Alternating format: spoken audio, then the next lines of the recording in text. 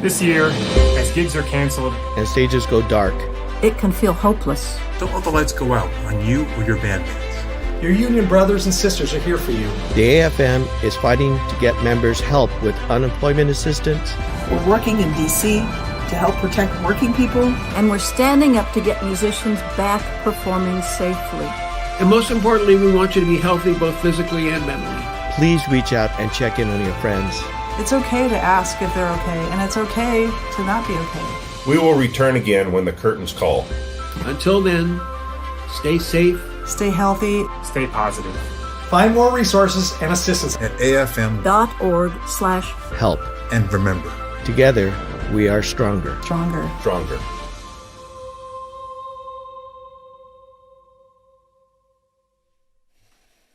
Good afternoon, good evening, good morning, whenever and wherever you're watching us from, and welcome to another episode of Conical Supremacy.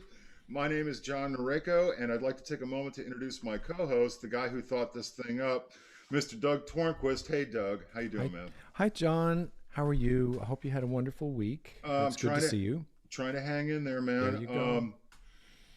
As with all things, it's been a rough one this week, but Yes. it's going to get better. Wasn't on the horn as much as I would have liked to been this week, but got to think about a bunch of stuff. I actually I took down and wrote a solo this week, and I couldn't. I just lost track of time. It was like I was taking it down, looking at a bunch of different stuff. Next thing I knew, it was like 3 hours later, and I'm going, all right, this is just not cool. One of the reasons why I stopped doing that stuff, I lose too much time. You were working this week. I did. I had a session, a big brass session one day, and then I actually have a gig after this tonight. I have to You go really? over to. Who are you working Yeah. with? I'm going over to Sony to do a demo for a composer I'm not familiar with, but I'm delighted that people want to record, and then I did some projects at home, on some I did some bass trombone recording and some euphonium stuff, and Oh, that's man. right. You told me you were working on the planets this week, right? Yeah, I On an was. arrangement, right? It's an arrangement, but not that thing. It's So, it's down a step. Which, well. In my world that doesn't matter, but in your world it well, does. I'd never played it before anyway, so it's probably good that it's down a step. And I've been experimenting with the large diaphragm condenser mic this week. I was a purist, ribbon mic all the way, and then my student, India, I mean, Of young course, people, yeah, the young yeah. people are going to save us. She says, why don't you try a large diaphragm condenser? So, and my Pro Tools guru had loaned me his. He said, here's an AKG 414. Why don't you just use it for a while? I was like, well, okay, fine. So we practically jammed that thing down the bell, and it sounds pretty good. So you actually got the sound you were looking for.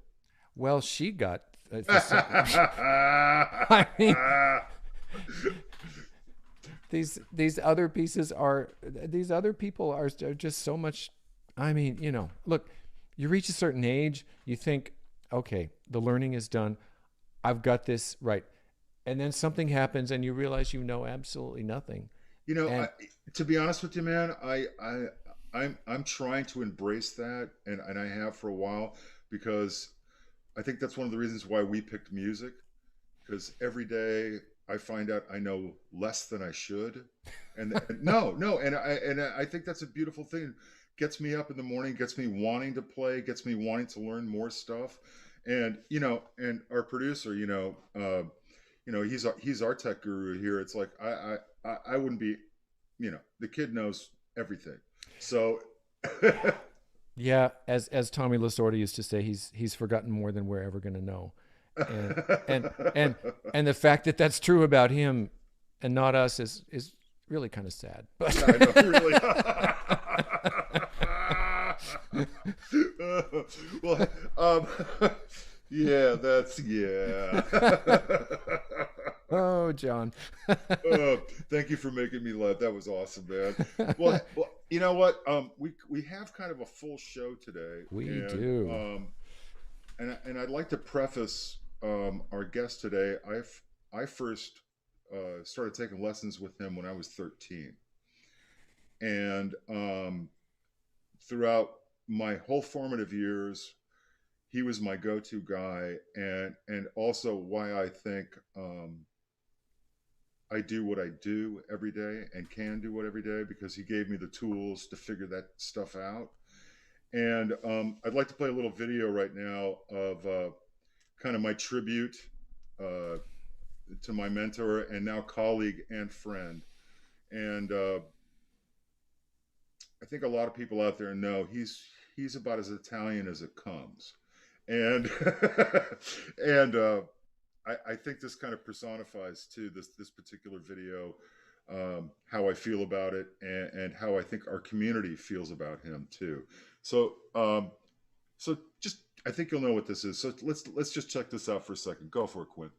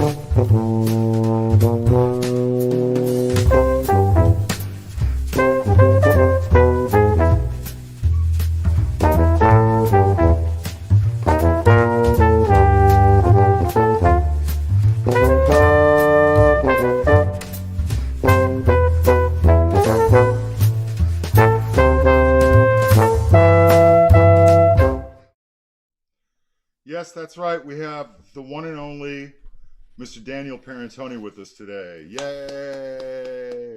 This has been a long time coming, Dan. Thank you so much for taking some time out today and joining us here today. I mean, it makes my heart just sing, man. Thanks. Great to see you guys. My pleasure. My pleasure. And you started out with a tune and brought tears to my eyes too. You know, you're playing pretty good. I mean, You know, not bad for an old guy. You know. Yeah, I know. Well, you know, I've had a little bit of time to practice this year.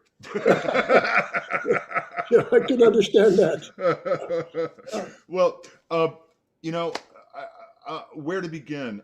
Like I said, you and I first met at the Illinois Summer Youth Music Camp when I was 13. Yeah, And ever since then, you've been keeping an eye on me and making sure I've been doing all the right stuff. We were talking about a bunch of things, but I think Doug, Doug, go ahead and read that first thing because I think you nailed it on that, man. Well, I had a little, Dan, part of the show is we embarrass our guests with praise. Yes. So, put on your raincoat. Here it comes. Okay. But what I wanted to say about you is that, you are a master of both classical and jazz, the consummate tuba performer, and you have elevated playing in all genres to the highest level and beyond. And as I was doing a little research for this show, I realized that you have been in the very center, if not the forefront, of every significant development of our instrument over the last 50 years. And you continue to lead the way from your position at arguably the greatest music school in the United States, Indiana University, in addition to maintaining a very busy schedule touring the world as a soloist and clinician. I've heard from your students that you teach 8 hours a day, and on the weekends, you're gigging. And that means getting on a plane and flying and going somewhere and playing at the very highest level. So you've really set a very, very high standard. Your students continually win competitions and spots in major symphony orchestras. You've done it all, and you've done it all at a very, very high level. So we're just so honored that you're here today with us. The thing I don't know, where did you come from? I mean, where did you grow up, and how did you find a tuba, and how did you find your way into college, and where'd you go? Well, I grew up in a town called Johnsonburg, Pennsylvania, which is a paper mill town, about 4,000 people.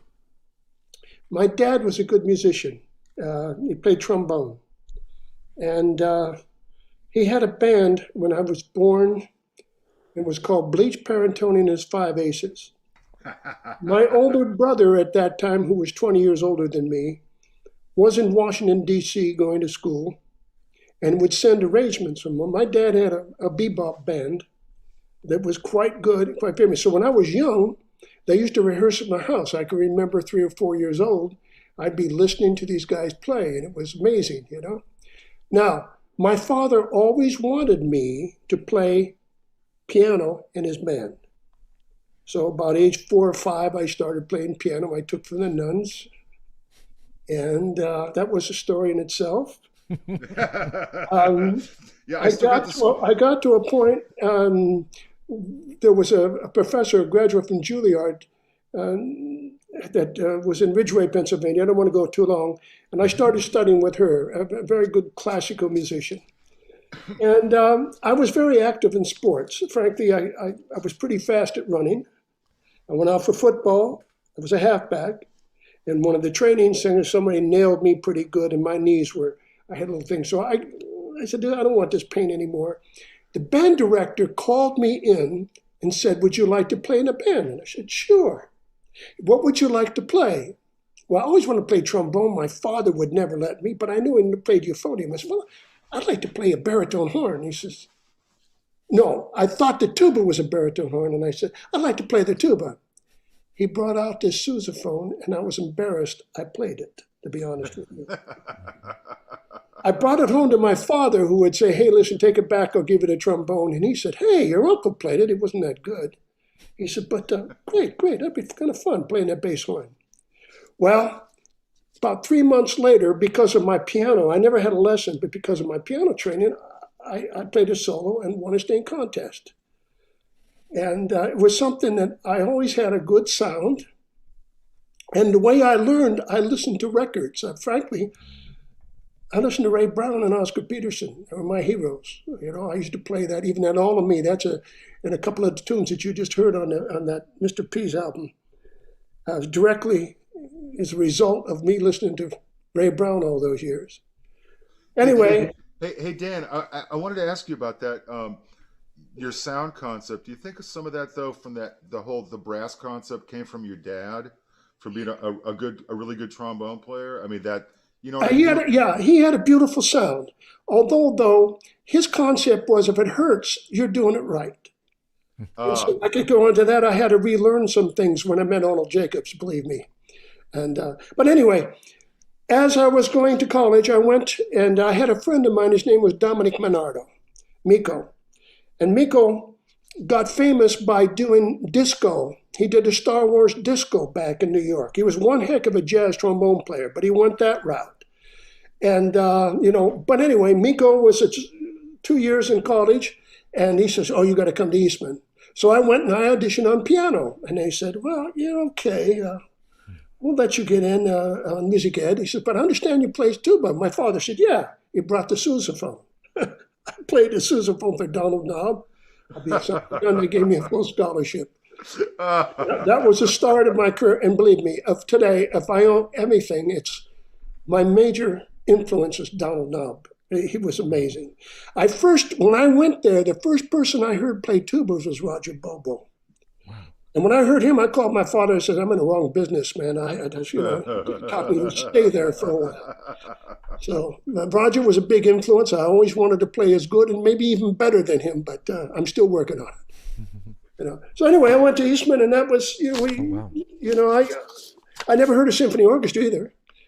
And then when I heard that and was sitting in one, I was amazed. And I said, boy, that's what I want to do. Hey, Dan, you talk about Donald and everything. Do you mind going through and kind of hitting on your mentors? I mean, the audience hears us talk about our mentors all the time, but I think it'd be really great. Like you mentioned Donald and then Arnold as well. And when I was like a junior in college, I heard the New York Brass Quintet come in and heard Harvey Phillips play. Oh, wow. And I said to me, that's what I want to do. I was more interested in chamber music than anything. That's what I wanted to do. My training at Eastman at that particular time was if you didn't hit a symphony orchestra, you're a failure. So I practiced and practiced. Finally, I hit one when I graduated. And San Antonio Symphony, which was, then I got drafted. All right, you're talking about, John, my mentors. Harvey Phillips, I owe him a great deal. He steered me through the way I used to go to New York when I was in the Army band. I think Jimmy Self came with us too. Mm-hmm. And I had a lesson with Harvey, which was you spend a whole day with him. And then we'd play duets, and then we went to recording session, and then you ate and drank beer, and we had a good time. Yeah. Anyway, he said to me one time, he says, Dan, I really would like you to seriously consider education, and teaching. Anyway, I was in the Army band. I got drafted out of St. Louis Symphony. Out of the San Antonio. I keep saying St. Louis because I played there later. And when I was drafted, my orders read advanced infantry, and I'm about panic. And I drove to Washington, D.C., and my brother, who was pretty influential in D.C. at that time as a musician, set me up with the Army band. I played the best audition of my life, and they wanted me.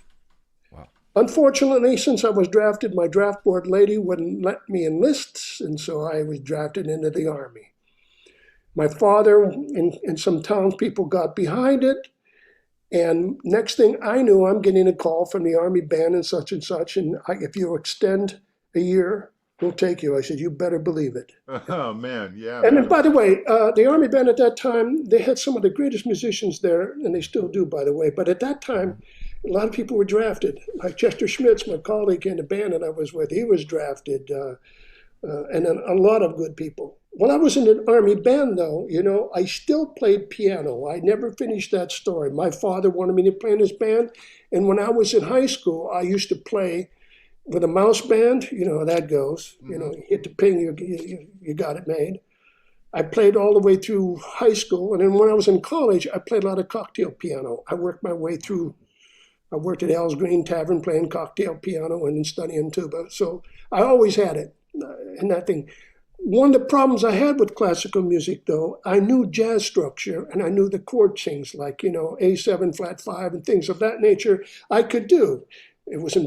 But in the classical music, they wanted this 1-3. I couldn't get the language. So it was quite tough on me for that theory thing. But I could play Misty. No other people could. Anyway, that's it. My mentors, too. I worked with Harvey Phillips a great deal. And then as things went on, I went to Amsterdam. I got a job. I sent a tape in, and they wanted somebody to play in the Amsterdam Philharmonic. It was a Kunstmann orchestra at that time, and I got the job. And I went over there, and I loved it. I really did. I played the opera. Edo de Waal was an oboist in that orchestra at that one time. And so Edo, we would do the Netherlands Wind Ensemble. So I had a really good structure in that. Wow. And then I got married, and my wife wanted to come back to the United States, which I did do. There was one opening in an orchestra, and I auditioned and got it. But then I got a call from Harvey Phillips, said, hey, there's a job open in Michigan. Bill Ravelli would like to talk to you. And I Oh called. man, Bill! Holy crap! Well, here's what I said. This is a story you've probably heard before. So I called up and he says, hey, what degree do you have? And I says, I have a bachelor's. And he says, well, call me when you get a master's. And I said, well, I said, what do you want, a play or a degree? And I said, oh my God, what did I say? And I think being Italian paid off for me at that time. He said, Dan, just think of the money you spend for your education. And you know, at that time, the orchestras, even if you got a particularly good one, they're like 26, 27 weeks. They didn't pay that well, and you're on tour most of the time. He says, look, get a master's degree. And frankly, I had the GI Bill. I was all set in Washington. Go get a master's and call me. And I took his advice. I went to D.C., that's where my wife was from. I went to Catholic University, had a GI Bill. Actually, I studied with Lloyd Geisler on trumpet for the tuba, and I actually studied with him in conducting. He was the assistant conductor of the National Symphony. Make a long story short, after I graduated, there were no orchestra jobs, and the University of Illinois was open, and I auditioned to him before, and that was, that was years ago. I think Raina Titus got the job. Anyway, make a long story short, I sent a tape in, and I called Bob Gray one day, and he said, didn't you hear you got the job? And one of the reasons I wanted Illinois, first of all, it was a good position, but it was close to Chicago. And I knew I needed to study with Arnold Jacobs. And when I went to Illinois, I took lessons from Arnold Jacobs. I spent 7-8 years. We became actually quite close friends. Danny, we were talking before the show. So you got the gig in 1968 at U of I, right? That's correct. So you were taken from Arnold in his heyday, like when he was still just unbelievable, right? Yeah, I mean, right. Yeah. So I mean, that's just ridiculous, man. I mean, well, when I was in Illinois, remember, this was a school where contemporary music was the big thing. There were major composers there,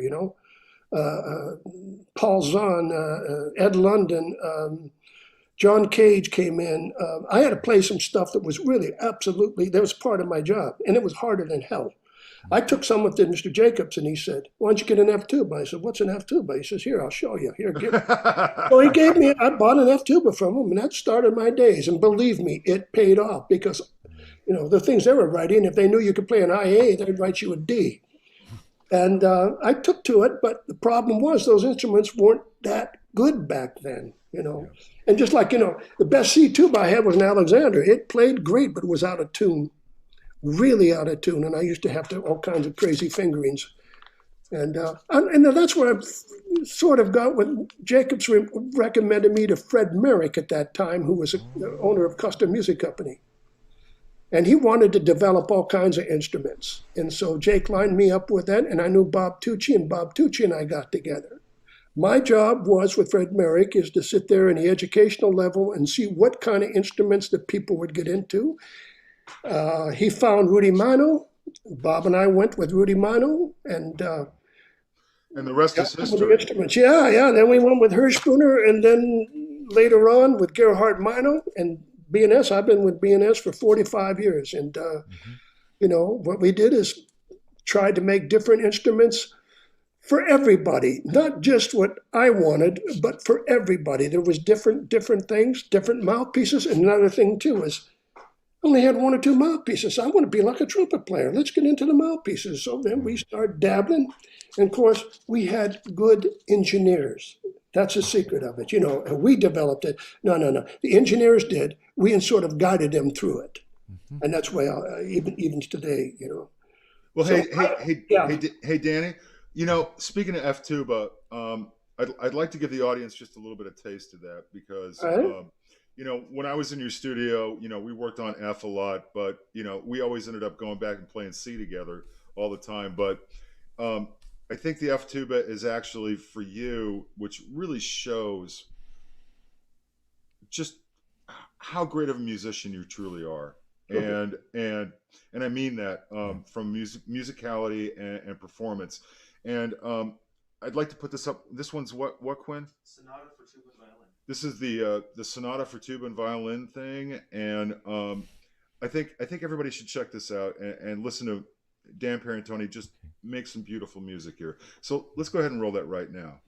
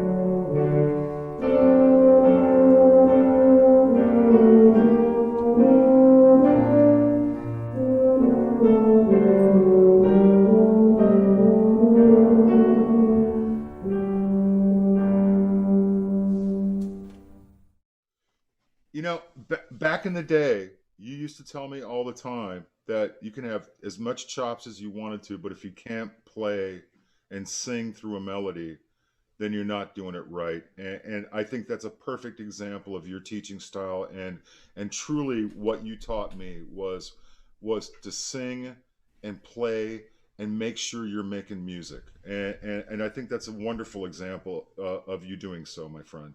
Well, thank you. Thank you. I'm very flattered. I've been teaching for years. I had a 50th celebration here a couple of years ago, and I was amazed to hear a lot of students who came back and played. And the thing that makes a teacher the most, it makes me feel complete, is when I hear you guys play. I could name 15 of you in a minute.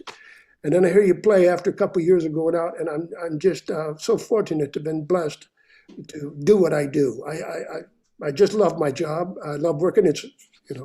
I'm probably one of the luckiest guys in the world. I go to work. I love it, Mm-hmm. And, you're thinking of retirement? Not really. A lot of people ask me, what would I do?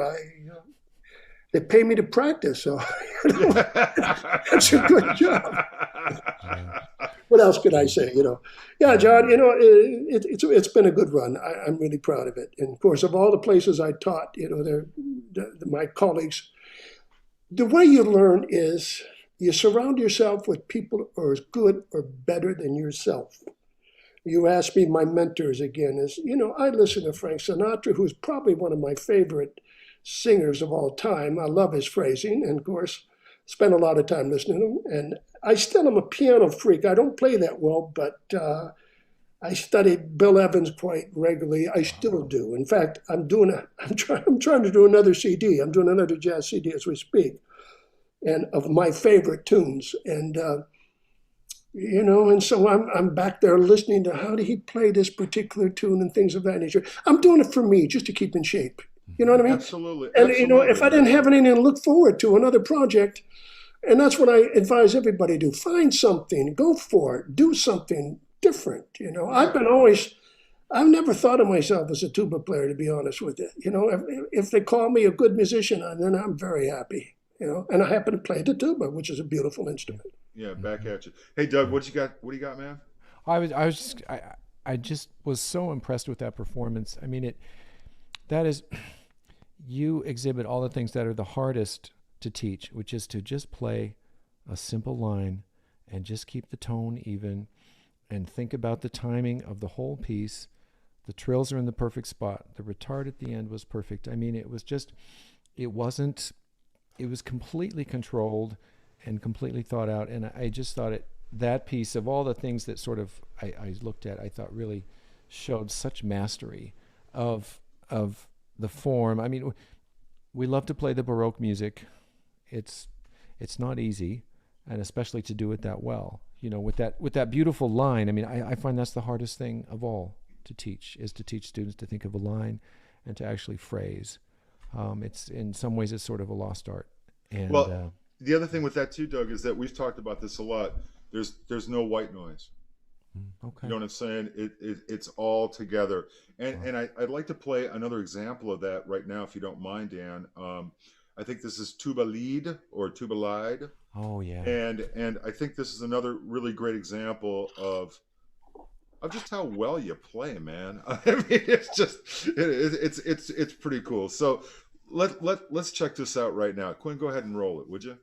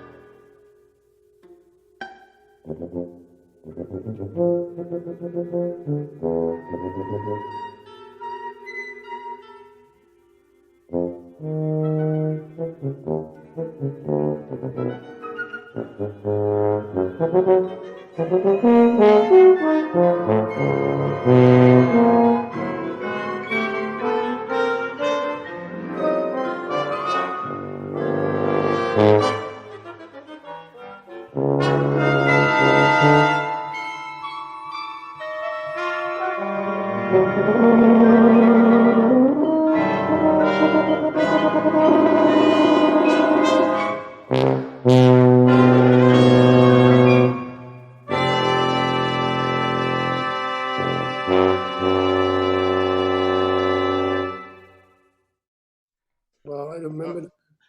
Yeah, man. I'll tell you what. First of all, it was just we were talking, and I got to pull that thing out again, man. I mean, that needs to be played with people again. That's just such a cool piece, man. Yeah, Tom Fredrickson. Yes, I remember it. And the group they had was fantastic, and that was the type of music that really I had to really study hard just to try to play it. You know? Oh, sure. And, Well, of course. I mean, it's designed not to be easy. That's and I see that's on the same album as the Chinnery Young Spiral 2. Yeah. I played that piece a few times based on your recording. Beautiful piece. Dan, that's just amazing. I mean, wow. I can see your time at the U of Illinois learning all that new music really paid off. It really did. I go back and I think about that, and it brought it to a new dimension for me because I just had to learn how to do it. And again, I was surrounded by wonderful musicians, and you listen to them, and it really, really inspired me. So, thanks. Well, I heard you play once. I was living in Kansas, and you came through with the St. Louis Brass Quintet. And I think I'd heard about you, but I think that was the first time I met you and saw you play. St. Louis. And we have a couple of short little videos we found showing what that group is all about. So play the first.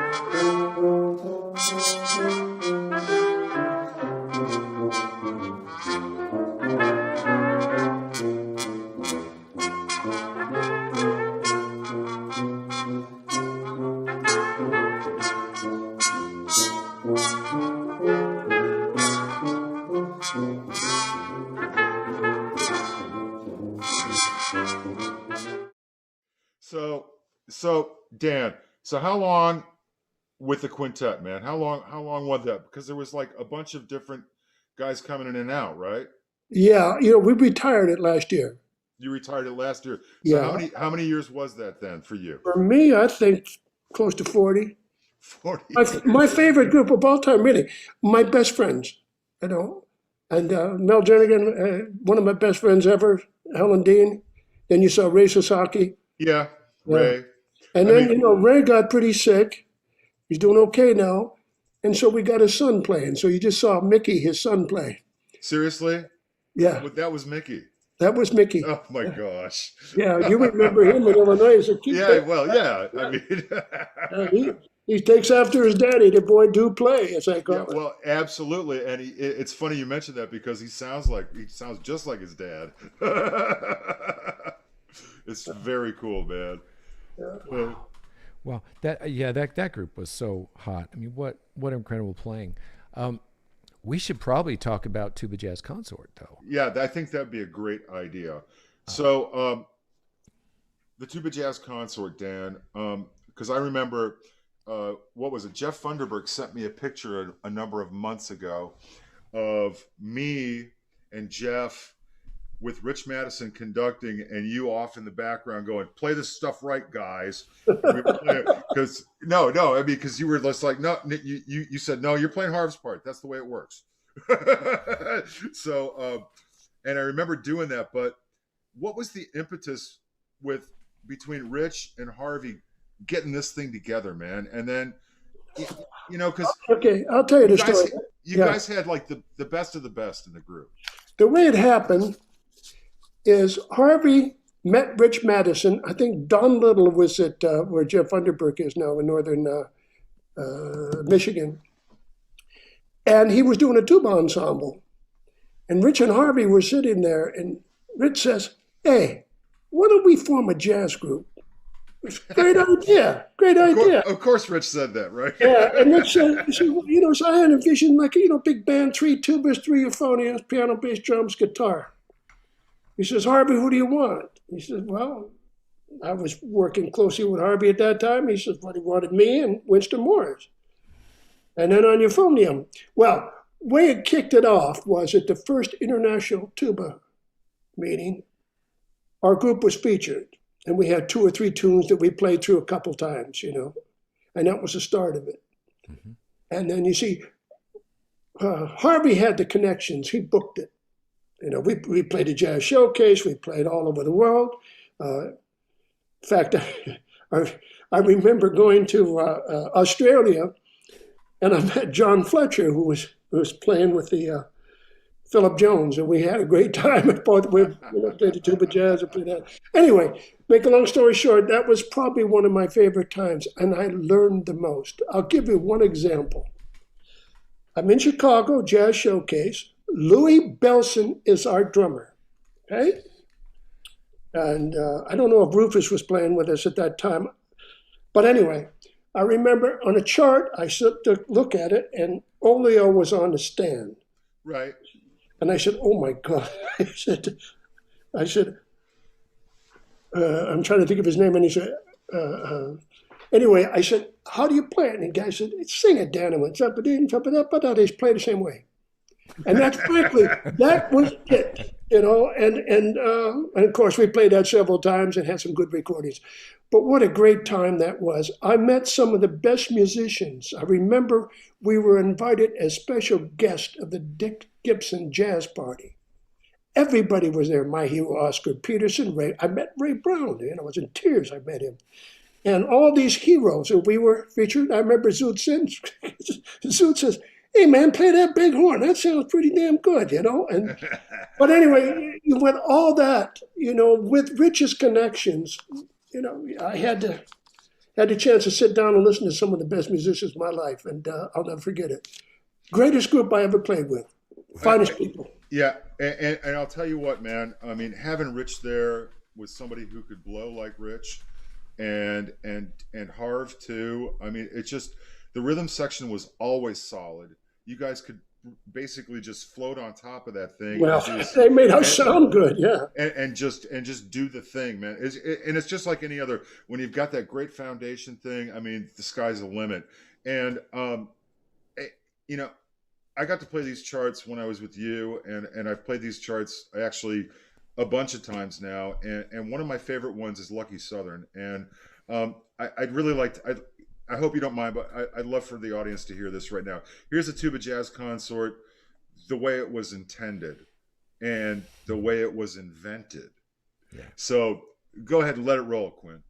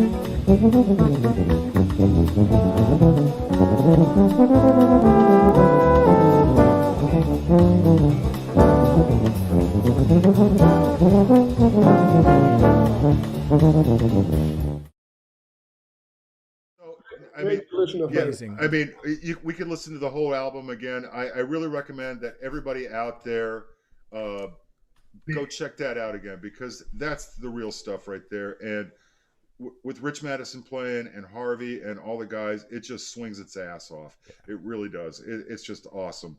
And I hate to say this, but looks like we got another square. It looks like you got another. Yeah, I know. With somebody who knows you pretty well.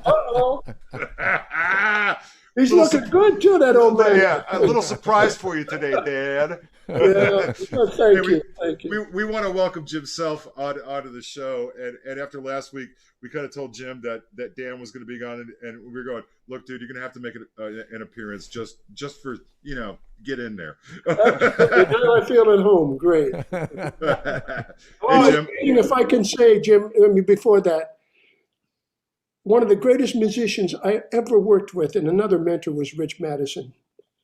As long as we worked together, I never heard him miss anything. He could play 6 hours a night and still was amazing. He'd pick up a tuba and he'd sound just like he'd play stuff on a tuba that make us want to put our horns away, I know.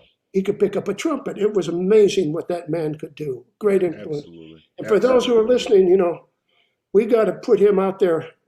More people got to listen to what this guy could do. And for me, he was a major influence. You know. Oh, Jimbo, you're looking good, Jim. Hey, happy belated birthday, you young fart. Oh, yeah, I was 40 for the second time. Well, you know, as you all know, my amigo, along with Winston Morris, the three amigos, we've become very close friends and our wives, and we travel at Christmas time together. And we missed it last year, but we're going to Aruba this year. And Dan is one of my oldest friends. I met him in the U.S. Army band. He was a year ahead of me, and he treated me like a young punk, but I was. And just a couple of things. I mean, I could go on all day about Dan. He's one of the greatest players I ever heard. I love his sound. He's playing jazz. He's doing just about everything you could do on the horn. And a great teacher, probably the most successful at placing his students in universities and orchestras and military bands and so on. And just a couple brief things. You might not know this, but a lot of the time Dan and I spent together during the Army band years and during the few years after that when we were both in DC. We played gigs together. He played piano and I played bass. Yeah. And a lot of people don't know this, but he can play the piano. I mean, he knows tunes, he knows changes, he's very modest about it, but I wish he would do more of it because he's something else. So that's a little inside story. I could tell more, but this is his show. We'll keep it clean. Thanks, Jim. I respect that. Yeah. Hey, Jim, hang out with us, would you? Because Danny, I wanted to ask you about, and Doug kind of brought this up, about the whole Summit Brass thing, man, and why you guys started it. Can you kind of get into that whole thing and how you're keeping it going and whatnot? Well, the whole thing, the concept came actually from my colleague Dave Hickman. We were at this major convention, and we heard the Mike Lynn brought in that his large ensemble brass band, and Hickman says, "Why don't we start one? What are we going to get?" And we all had some good friends. I remember first one I said, "Well, on trombone, I'd like to get Sauer," and then Nat built, and he got a Leslie, and anyway.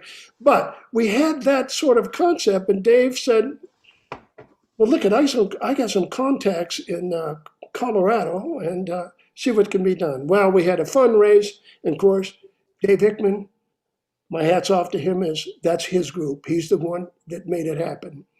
We all chipped in. And then we decided to have a summer educational thing. So we played it in Colorado. And that's been going on now, I think, for 35 years. In fact, we're doing it this year again, but unfortunately, it's going to be virtual. So anyway, that's a such story. Summit Brass for me was one of the, I keep telling students this: if you have an idea, go for it. Don't wait for something to happen. Make it happen. Right. And my influence with Harvey and Dave is, we'll make it happen. I'm not going to wait for it. Yeah, well, you know what, Dan, I mean, it's funny that Jim's here too, because Jim, I think, has the same outlook on stuff because, knowing Jim now for almost as long as I've known you, it's like all you guys do is you come up with an idea and then you run with it and you make it happen. And, it's a beautiful thing. And I think Summit is one of those things. For those of you out there who haven't checked out Summit Brass, please go check that stuff out. But talk about making things happen. Both of you were at the start of TUBA, and I mean, what a brainchild! I mean, I mean, it was Harvey Phillips. It was Harvey. We got together here when I first got the job in Illinois. Harvey invited me to come over to Indiana, which I did on a regular basis. He also had the idea, he says, let's do a big symposium. I want all the composers and like. So we got behind him, and it was Winston and me, and basically Harvey. And he took this idea of TUBA was, I'm trying to think of the guy who started it, and I know him very well, but that happens to be my mind going again. Hey, Anyway. Jim, do you know Jim? Bob. Bob, yeah. Yeah. Bob Riker. Awesome. Bob Riker had this idea, and it was sort of, when you would go to New York with Bill Bell, there was a drinking place, and everybody would go into there, and it sort of have an idea of tuba players getting together, and that's where he had an idea, but he couldn't do it because he was busy with the orchestra in his conducting career. Make a long story short, called up Harvey, see what you can do. Well, Harvey brainchild this, and not only that, we wanted to have an international brass. In other words, trumpet. We were before trumpet, horn, trombone. We wanted to have it all together, but everybody went different directions. And the reason we wanted together is obviously when you go for grants, you could get more money because we had more people. Anyway, TUBA got off the ground, was basically at the meeting in 1973 at Harvey's shindig. Anyway, we had one of the first international symposiums, and it was a ball. Harvey got sick, and they had to put him in a hospital. For some reason, I tried to run it for him, and with Carol Phillips helping me. And I did. Well, I didn't go to the meeting of TUBA at that time, and somehow I got elected the first president. The first national president. And that's actually how it happened. I didn't even have a chance to say I'd do it. Hey, Jim, was that about the same time you got involved with the organization too, or was it a little bit later for you? Yes. Well, my connection, of course, was thanks to Dan and Bob Palanch, was Harvey Phillips. And Harvey, I studied in New York with him, thanks to their introduction. And once you're in his orbit, you're in his orbit. I was part of the rest of his life. I was in his crowd, if you will, when things happened, and he put me on the committee to organize it. And it was the most important event that ever happened in the tuba world. We had the idea, too, that at that time, how would students be able to, I wanted to put a face on some of these great, Tommy Johnson, Roger Bobo, and the like. And one of the reasons of the conferences is to bring them in and students could actually hear them live and meet the person. I thought it was a great thing. And remember, back in those days, it was on the phone and a lot of letters. I remember a lot of very expensive phone calls, Then we wanted to organize it, not only that, to be international. And of course, Winston was involved. He was the one that did the first publications that we did, was sort of in the backseat of a car. We were all doing these little things to try to get it going. But I'm very proud of the fact of the idea. Look where it is now. And look at all the other associations. I remember Dave Hickman was putting together, helping do the trumpet. And of course, he got it after what we did with TUBA. And so it's been a great involvement. Right now, I just sit back and watch all the wonderful people who are doing such a great job and bringing it really into the future. I think Jim and I share the same things. Yeah, I mean, what I find interesting is also this year it's going to be a virtual conference this year, and I'm kind of excited about actually attending. Jim, you've got a bunch of stuff that's going to be put up for that. The USC Tuba Quartet, some of your own stuff. I've got some stuff for the after hours stuff. Are you going to be doing anything, Dan, with this year's thing? Frankly speaking, I don't know much about it. Okay. I know that international meeting, but I didn't know it was going to go virtual. And I don't think it's international. I think it's by district, right? I mean, well, as far as I know, it's all over the place this year, right? Yeah, Jim? it is. Yeah. Well, everybody out there, if you really want to check out some interesting stuff, I think that's coming up. What, the end of this month, end of May, or beginning of June, right, Jim? End of May, first 2 or 3 days of June. Yes. Great. So everybody out there, check that out. Hey, Doug, you picked out one more video that I'd like to play. Let's do not Days of Wines and Roses, but first. And this is where I think Dan really. I don't know, man. You just play your ass off on this, and I just wanted to play it for everybody out here because the more we get to hear P, the better I'm feeling. So let's just play it. So Quinn, go ahead and throw this up from.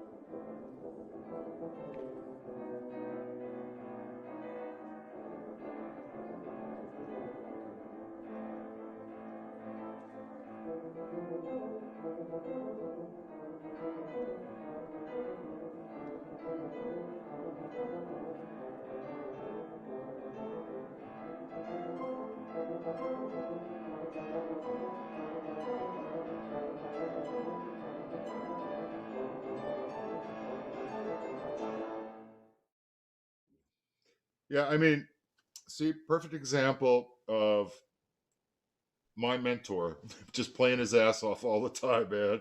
Well, I hate to say this, but we've kind of run out of time today, and I want to toss it over to Doug and see if he's got any final thoughts or questions. Well, I just wanted to say, Dan, I love that piece because I get to see, I love the close-up of you playing, and I get to see how you breathe, and I get to see how you hold your body. And there is no wasted effort. I mean, this is steely focus and control. I know that's just, we play how we play. Some of us move all over the place. You don't. Is that a part of your teaching with your students? Do you try to get them to just conserve their energy and focus it? Yeah, that's a part of it in their own way. Obviously, the worst enemy is tension. So we work basically getting out of tension, getting that out. And obviously, there's two parts to your playing. There's the physical side, and then there's a mental side. And the physical side has got to be like a condition, like an athlete, a condition response. Whereas you can just go ahead and click in on it and have some good habits. And obviously, we have to work at that all the time. I have to too. I get comfortable, and then. A lot of times people overbreathe, and you're just trying to get it into the groove of that, So I'm one who really stresses melodies, playing a lot of melodies. I love the Perantoni book as well as the technical aspect. And I try to get into the particular type of student with his capacity. And if it's a young person, they got to learn how to breathe more, just like if somebody uses a bow, a violin bow. You got to change a little bit more often, but you can do that. I was influenced by Arnold Jacobs on that because he did not quite have the lung capacity, particularly when I knew him. And then he just says, breathe more often. And as I get older, believe me, that's coming in handy. Oh, sure. I can't play the long phrases I used to, so I breathe more often. Well, that was evident from that. Yeah, I'm a bug on that, and I'm a bug on articulation and things of that nature, yes. Well, and you're still, you and Jim both, you're still making albums. I mean, hats off to you. I made one once, and I don't know if I'll ever do it again. It's a ton. It's a ton of work. It's a labor of love, and it's a snapshot of where you are at a particular time. Do you have any? I know you're a busy guy, and you're not going to stop anytime soon. What's ahead for you? What's your future looking like? Well, I'm taking it day by day, to be honest with you. I'm just blessed every day of a good life. We recently bought a new home, and my wife and I are really, really enjoying trying to put that together for us, for the long thing. Okay. As far as my playing goes, I've retired most of the groups. I'm still playing with some with brass, but that's just in the summer, and I think probably next year is going to be my last year if I can make it. Okay. And I don't mean that. I just think it's time for other people to come in. You know what I mean? As far as my teaching goes, I don't know. We'll see what happens. Yeah. As far as my playing, I'm a little bit more interested in some of my jazz things. I want to do things that I didn't do in the past. So I'm working on a CD and it's going to be called That's All, because who knows? You know what I mean? But anyway, I have a great arranger and I'm working with some of the best musicians. And like I say, the best thing that a student or any of us can do is surround yourself with musicians who are good or better than you. And as a result, you get better yourself. And I've done that all my life. And I think, you know, so. Well, as far as we're concerned, please do whatever you want to do, because it's certainly working for you. Absolutely. And, thank you so much for coming on today, and thank you, Jim, for spreading your good cheer. Jim, do you have anything to say to your one of your three amigos? Yeah, and later on, I'm going to be calling you about our trip to your house and about a potential date. And of course, I can't wait for Aruba. Yeah, me too, Jim. I'm looking forward to it. And of course, with Winnie, we just have a great time. Yeah. These guys here, Winston and Jim, you know, are mentors of mine too. You know, the guys do things, it's amazing. And we love each other. Let's put it that way. You know, it's a great friends, and that's what life's about. Yeah. Well, hey, Doug, I appreciate Doug very much, and I love what you're doing. I've heard some of the things too. So, you know, don't sell yourself short, man, because I know you're doing great things. Thank you. And John, I'm proud of you, man. I'm proud of you doing all those jazz things we used to do, huh? Well, hey, you know, it pays the bills these days. Hey, how about the Side Street Stutters, man, huh? Yeah, well, you know, they're still going. It's been what I've been out about 12 years now, man. So yeah, you know, doing my own thing now, and it's fun. You know, I'm happy about it. It was time. Yep. The next step, and all there that you good go. stuff. Well, hey, man, and that's one thing you taught me is always take the next step. So and never look back, buddy. Yeah, well, there's that, but hey, I want to thank everybody for tuning in today. I really want to thank my mentor and colleague, Mr. Dan Perantoni, and also another mentor and friend, my Jim Self. And you know, thanks a lot, guys, for taking some time today, talking to us and talking to everybody out there.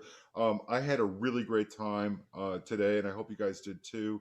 Doug, anything else you got, man? Thank you. Thanks. It's just great to be in this community. Absolutely. Thank you, everybody. Well, hey, we're gonna play another one of Dan's stuff on the way out here. Join us again next week for another episode of Conical Supremacy at 3 p.m. next Sunday. I think we got the Tim Busby, so you might want to check that out because he's just kicking ass. I can't say enough about him. Man, I think that's it. So everybody have a wonderful afternoon, evening, or morning, or wherever it is you're doing. And everybody peace out, and we'll see you again next week. Quinn, let it roll, bro.